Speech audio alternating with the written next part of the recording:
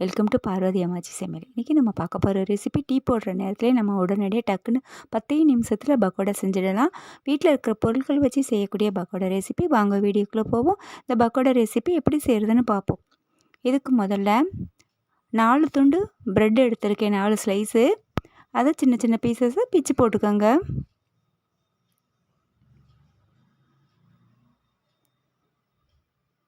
பிச்சு போட்டுட்டு இதில் ஒரே ஒரு துருவின கேரட்டை அதை சேர்த்துக்கோங்க.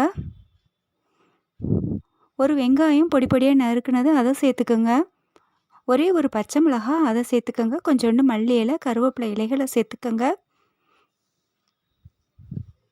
சேர்த்துட்டு சோம்பு ஒரு அரை ஸ்பூன் சேர்த்துக்கோங்க, நல்லா வாசனைக்காக. அரை ஸ்பூன் அளவுக்கு மிளகாத்தூள் சேர்த்துக்கோங்க, தனி மிளகாத்தூள். 3 டேபிள் ஸ்பூன் அளவுக்கு கடலை மாவு சேர்த்துக்கோங்க. 2 டேபிள் ஸ்பூன் அளவுக்கு அரிசி மாவு சேர்த்துக்கோங்க.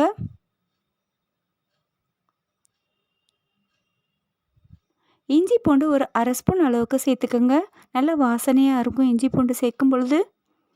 அரை ஸ்பூன் அளவுக்கு உப்பு சேர்த்துக்கோங்க. சேர்த்துட்டு முதல்ல நல்லா கையை வச்சு நல்லா மிக்ஸ் பண்ணிக்கோங்க. எல்லாத்தையும் மிக்ஸ் பண்ணிவிட்டு கொஞ்சமாக தண்ணி தெளித்து பிசைஞ்சுக்கோங்க. இந்த அளவுக்கு நல்லா பிசைஞ்சிட்டு இதில் நம்ம எண்ணெய் எதுவுமே சேர்க்கணும்னு அவசியம் கிடையாது. நல்லா எண்ணெய் காஞ்ச உடனே மீடியம் ஃப்ளேமில் வச்சுட்டு, எண்ணெய் காய்ச்சலாகவும் இருக்கணும், அதே சமயம் மீடியம் ஃப்ளேமில் வச்சுட்டு சின்ன சின்ன பக்கோடாக்கெல்லாம் பொரித்து எடுத்துட வேண்டியது தான்.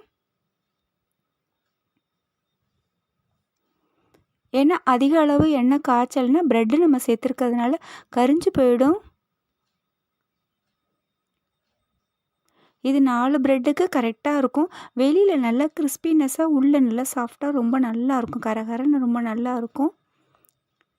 இது ரொம்ப நேரம் ஆகாது. இந்த கிளைமேட்டுக்கு நம்ம ஏதாவது சாப்பிடணும், டீயோடு சாப்பிடணும்னு நம்ம நினைக்கிறப்ப இது நம்ம எப்பொழுதுமே பிள்ளைங்களுக்கு ப்ரெட்டு வச்சுருப்போம். அதை ஒரே மாதிரியாக நம்ம செஞ்சு கொடுக்காம இப்படியும் நம்ம ஸ்நாக்ஸாக செஞ்சு கொடுத்தா பெரியவங்களும் சாப்பிட்லாம், சின்ன பிள்ளைங்களும் விரும்பி சாப்பிடுவாங்க. காரப்பொடி மட்டும் நீங்கள் பார்த்து சேர்த்துக்கங்க. சின்ன பசங்க சாப்பிட்றதா இருந்தால் கொஞ்சம் குறைச்சிக்கோங்க. இது சாஸ் எதுவுமே தேவை கிடையாது, நம்ம அப்படியே நம்ம சாப்பிட்டுக்கலாம். நல்லா பரட்டி பரட்டி விட்டுட்டு கலர் மாறி வந்த உடனே எடுத்துருங்க. இதுக்கு நமக்கு பொருட்களும் அதிகம் தேவையில்லை.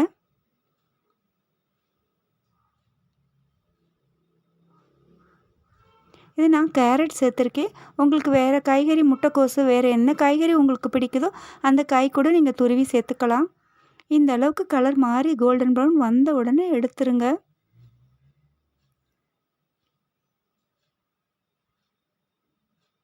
இதே போலயே மற்ற எல்லாத்தையும் ப்ரெட்டுங்களையும் சேர்த்து இதே போலயே பொரித்து எடுத்துருங்க.